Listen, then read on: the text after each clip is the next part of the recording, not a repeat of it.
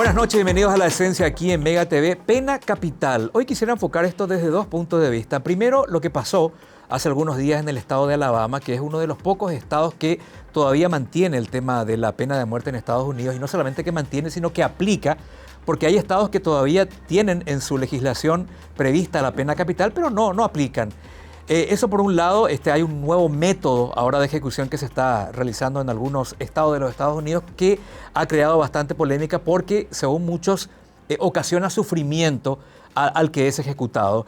Y por otro lado, aquí en Paraguay, y nosotros como medio de comunicación, a veces cuando informamos acerca de un hecho demasiado contundente, como una niña violada o una niña asesinada, nuestros oyentes o televidentes a través de los mensajes nos dicen que deberíamos reimplantar la pena capital en Paraguay y quisiera hablar con la doctora María Alejandra Peralta acerca de por qué en Paraguay eso ahora es casi imposible, por qué la Constitución no lo permitiría, por qué nuestros tratados internacionales de lo que somos parte no nos permitirían y por qué las normas paraguayas no permitirían ese tipo de reincorporación en nuestro sistema penal. Doctora María Alejandra Peralta, ¿cómo está? Bienvenida al programa. ¿Qué tal? Buenos días. Un gusto para mí compartir contigo, con toda la audiencia. ¿Habrá visto usted lo que pasó en Alabama en estos días? Un sujeto fue ejecutado. Él cometió el crimen ya hace 35 años. Yo digo, doctora, esos 35 años de tortura psicológica que debe hacer, imagínese el tiempo que pasó para que finalmente sea ejecutado. Leía que el año antepasado ya trataron de realizar con él la inyección letal, pero no le encontraban la vena, entonces se postergó. Y ahora llega esto del gas nitrógeno, que muchos detractores dicen, señores, eso ocasiona sufrimiento al condenado, no debería aplicarse. Estuvo leyendo sobre eso, doctora, ¿qué reflexión tendría acerca de la aplicación todavía en algunos pocos estados de la pena capital? Uno de ellos, Alabama. Sí, en Estados Unidos tienen de hecho la pena capital en 27 estados, ¿verdad?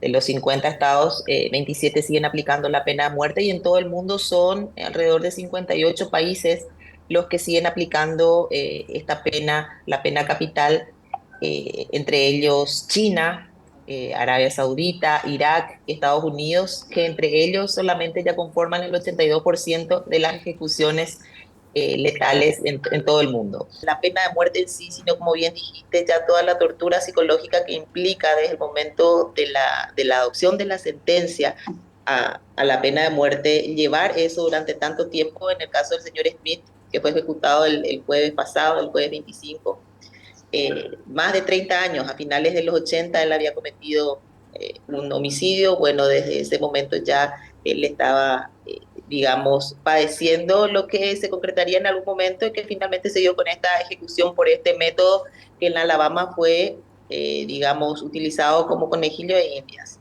Fue un método experimental aplicado al señor Smith con el gas nitrógeno, la asfixia por gas nitrógeno, y tuvo un padecimiento de más de 30 minutos hasta que finalmente se produjo su deceso. Como estabas explicando también, ya en otra oportunidad trataron de aplicarle el método de la inyección letal y durante más de 4 horas no se había podido concretar porque no le estaban ubicando la vena. Ajá. Otros métodos de ejecución letal también en algunos pocos países sigue siendo la silla eléctrica, la decapitación, la lapidación, como por ejemplo en Irán, en Irak. Bueno, y otras técnicas, también la inyección letal, que ha fallado, ha demostrado tener falencias y fallas en muchos casos en los cuales no se ha producido la muerte de la persona condenada. Y otros métodos que se siguen utilizando en estos países, en todo el mundo, que siguen teniendo esta pena, pese a que los tratados en materia de derechos humanos, las convenciones, ya hace tiempo han abolido la pena de muerte, pero sabemos que la ratificación por parte de los estados es voluntaria. Los Ujú. estados deciden o no deciden aceptar voluntariamente someterse a estos tratados. En el caso de Paraguay, por ejemplo, Paraguay tiene abolida la pena de muerte desde 1992 en la Constitución Nacional. Antes de esto, tenemos que recordar que en nuestro Código Penal anterior existía contemplada la pena de muerte. Ujú. A partir de allí, Paraguay no aplica la pena de muerte. De hecho, la última ejecución judicial que tuvo Paraguay fue en 1916 con el famoso y sonado caso de Gastón Gadín, el Sí. parricida de Villamorra, y su capataz. Ellos fueron los últimos ejecutados tras un proceso judicial. Finalmente, a partir de allí, ya Paraguay no realizó ejecuciones judiciales. Las otras ejecuciones que se dieron durante el largo periodo de dictadura fueron ejecuciones extrajudiciales, pero que no hacen relación al caso que estamos tratando. Entonces, para Paraguay, luego de la Constitución Nacional, también con la ratificación de tratados importantes que específicamente se encargan de abolir la pena de muerte, como el segundo protocolo facultativo al Pacto de Derechos Civiles y Políticos, que específicamente fue creado para abolir la pena de muerte. Paraguay es parte de ese tratado, lo ha ratificado, lo ha incorporado a su legislación interna también. Y bueno, otros tratados como la Convención Americana, que garantiza el derecho a la vida, donde también dice que queda abolida la pena de muerte. Entonces hacen imposible que Paraguay pueda volver a incorporar en su legislación penal, digamos, la pena de muerte, sin que eso implique la modificación de la Constitución, la renuncia a estos tratados, y eso tiene un procedimiento, digamos, específico, que no es simplemente modificarla a través del Congreso. Claro, claro. Doctora, muchas veces cuando aparece así un caso muy fuerte, la violación de una niña o el asesinato de una niña, de un indefenso, eso suele provocar la reacción de la ciudadanía, que si uno hace una encuesta así, carapé, como le decimos nosotros acá cuando abrimos los micrófonos o recibimos los WhatsApp, una gran mayoría, para ciertos casos muy graves, quiere la restauración de la pena de muerte. Ahora, yo me pregunto, muchas veces la argumentación suele ser que si reinstalamos la pena de muerte, eso tendría un efecto disuasivo. ¿Hay en la historia de la humanidad algún estudio, alguna consideración de que en aquellas etapas de la historia en que las penas eran realmente graves, fuertes, tormentosas, el nivel de criminalidad haya bajado? ¿Se puede de alguna manera sostener esa tesis de que una pena fuerte llega a disminuir los niveles de delincuencia? Bueno, el caso más práctico que podemos tomar como ejemplo es el caso del feminicidio.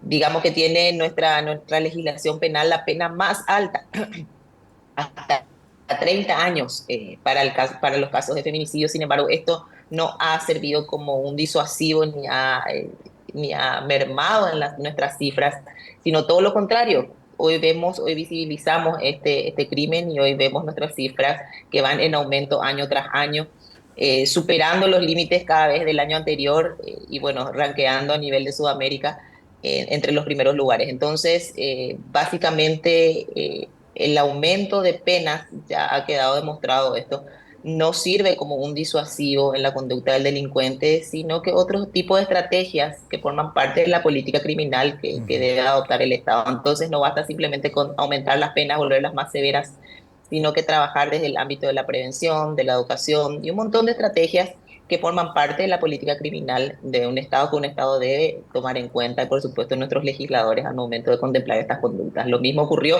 con el caso de violencia intrafamiliar, por ejemplo. En algún Ajá. momento la pena contemplada era de 3 años, luego fue modificada a 6 años. Esto automáticamente hizo modificar la pena para los delitos de violencia familiar, convirtiéndolos en crimen con una pena de 6 años. Sin embargo, esto no hizo disminuir los hechos de violencia familiar, sino todo lo contrario, siguieron aumentando, y incluso sirviendo para otro tipo de acciones como exclusiones del hogar, etcétera. Ujú. Entonces, básicamente la respuesta es no. El aumento de No. la pena no sirve como un disuasivo.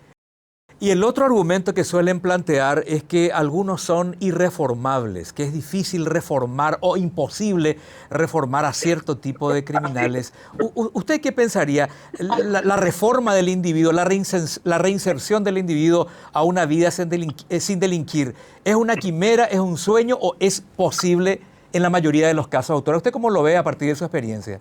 Bueno, para lograr el propósito de la pena establecido en nuestro código de fondo, es necesario ocuparnos de un montón de otras situaciones que vienen conexas, como por ejemplo el hacinamiento, la superpoblación carcelaria. De hecho, eso hace imposible trabajar en la población de personas condenadas, que son, digamos, la población meta para trabajar los planes de reinserción, que no se pueden trabajar sobre una persona que procesalmente es considerada inocente, como el procesado. También la excesiva cantidad de personas sin condena con el abuso de la prisión preventiva, a un 75%, hace muy difícil el trabajo de reinserción sobre ese 35% que puede, digamos, someterse a los regímenes de tratamiento que establece el Código de Ejecución Penal, ¿verdad? Que establece básicamente unos cuantos pasos o unos cuantos procesos para la reinserción, ¿verdad? Ujú. Digamos, divididos en periodos. Eso solamente es aplicable a personas condenadas y muchas veces tenemos el problema, y esto en la práctica es así, los abogados litigantes lo saben mejor que nadie, que existen casos en los cuales un procesado está durante tanto tiempo y finalmente cuando llega a su juicio oral está solamente a 1 o 2 meses de cumplir la pena mínima que le iba a ser impuesta. Entonces pasó básicamente el 99% del tiempo privado de libertad en estado de procesado y no pudiendo, digamos, trabajar en los planes de reinserción. Entonces, tenemos un grave problema que tenemos que solucionar antes de pensar, digamos, en otras estrategias, que es tratar de, en lo posible, mermar o disminuir esa cantidad excesiva de presos que básicamente rondan alrededor de 11.000 personas. Ujú. Esa es una de las causas, ¿verdad? Evidentemente existe, digamos, ciertas características delincuenciales también sobre las cuales se puede trabajar. Tenemos una gran cantidad de personas adictas. Allí tenemos que tener una mirada de salud pública, un trabajo coordinado con las instituciones encargadas para poder someterlos a un tratamiento de desintoxicación y trabajar sobre esa adicción que finalmente hace que vuelvan a delinquir y que el sistema penal se convierta en una puerta giratoria. Tenemos también otros tipos de criminales como los abusadores sexuales. Existen ya estudios acerca de finalmente si pueden redimirse o no, ¿verdad? Entonces, básicamente tener una perspectiva integral de todos estos aspectos y trabajar en política criminal es fundamental, no simplemente centrarnos en aumentar las penas y que nuestras cárceles se conviertan en depositeros de personas. Claro, eso me lleva a la siguiente pregunta, doctora. Está muy claro que nuestra Constitución, los tratados de los que somos parte y nuestro mismo sistema penal o derecho penal no permitiría la reincorporación de la pena capital. Ahora bien, la famosa cadena perpetua, ¿sucede lo mismo o en la historia y la posibilidad de una reincorporación de la cadena perpetua sería posible en Paraguay para ciertos casos?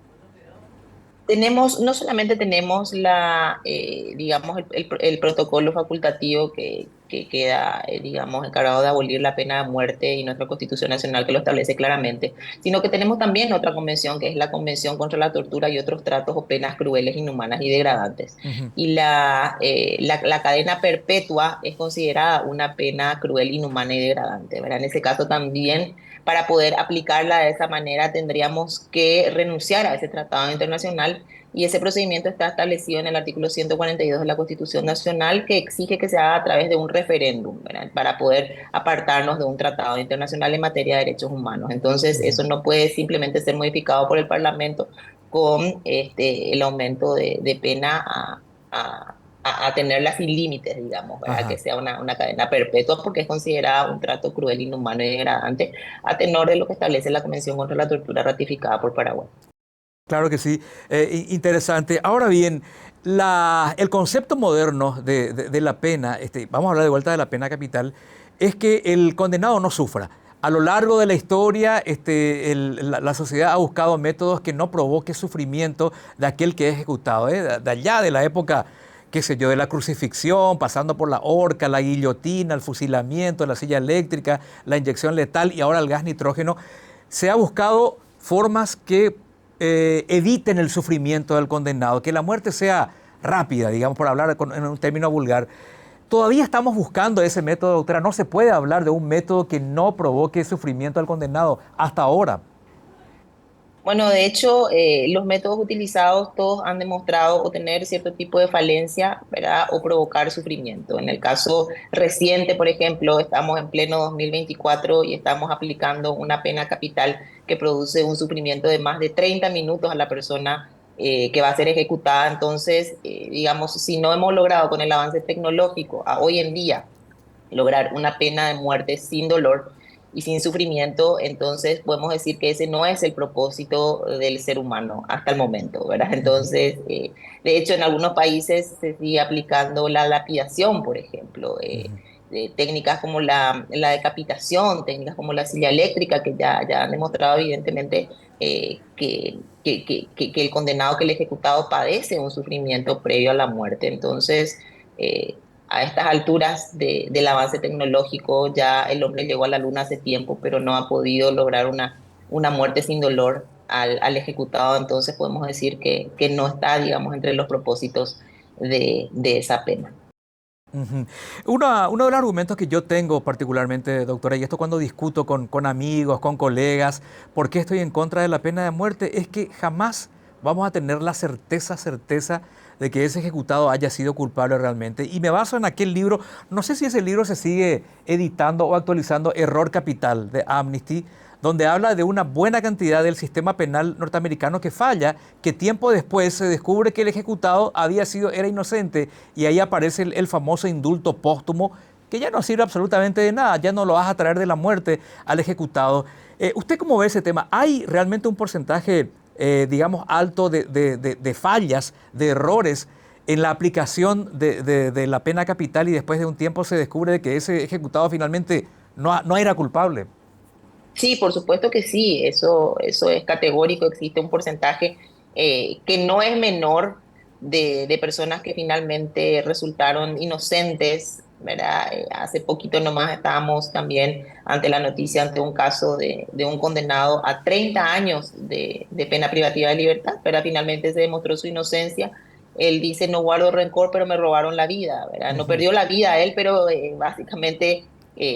digamos en sentido metafórico, perdió la vida porque estuvo 30 años privado de libertad eh, siendo inocente, ¿verdad? Ajá, Entonces, eso ocurre y ocurre, digamos, en un número importante. De hecho, hay películas que se hicieron al respecto. sí. Una película muy interesante es La vida de David Gale, justamente donde él mismo es un activista que se inculpa para poder demostrarle al sistema que, digamos, existe una grave falencia y que son ejecutadas personas inocentes. Entonces, es un riesgo potencial que se corre, finalmente se termina quitando la vida a un inocente, y ya ocurrió en varios casos en Estados Unidos con gran, digamos, frecuencia ha ocurrido esto, y, digamos, se ha llevado también, como bien mencionaste, a la literatura y a las salas de cine. Claro, yo recuerdo un caso acá, finalmente, doctora, agradeciendo su tiempo. Acá hace 25 años más o menos tuvimos un caso de un señor de apellido Cataldo, donde 6 o 7 mujeres lo han indicado a él como su violador. O sea, estaba todo, estaba prácticamente, la sociedad ya lo había condenado, el sistema ya lo había condenado, y después apareció el verdadero culpable, que era muy parecido, incluso tenía un auto parecido. Imagínese si a ese sujeto le aplicábamos la pena de muerte, después estaríamos lamentando su muerte. O sea, esos son los riesgos que se podría correr con una pena irreversible como la pena capital. No sé si recuerda el caso.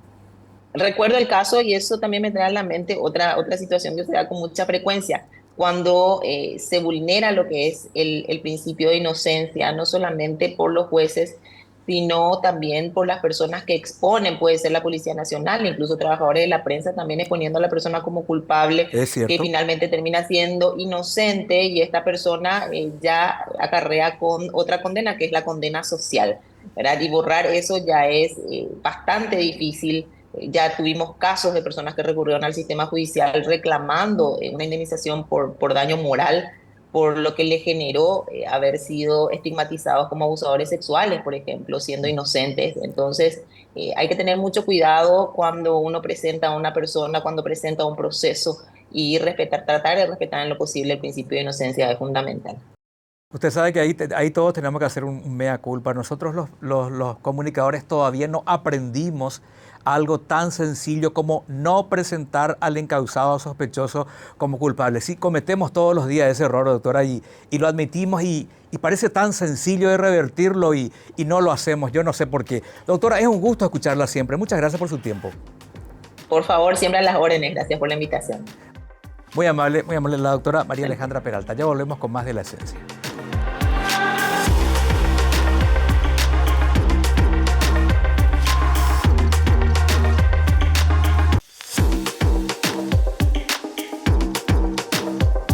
tema de la pena de muerte, muchas veces en discusiones así con amigos, colegas, parientes, familiares inclusive, dicen, bueno, lo que pasa es que a vos nunca te pasó nada malo, nunca sufriste la pérdida de un familiar, entonces es por eso que tenés esa postura.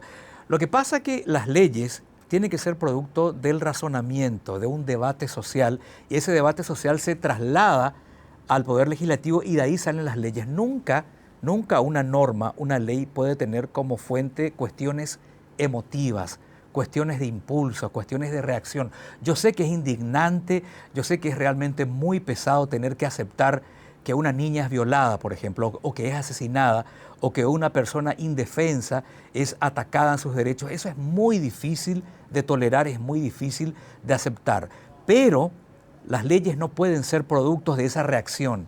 Tienen que ser productos de un debate, tienen que ser productos de un razonamiento profundo.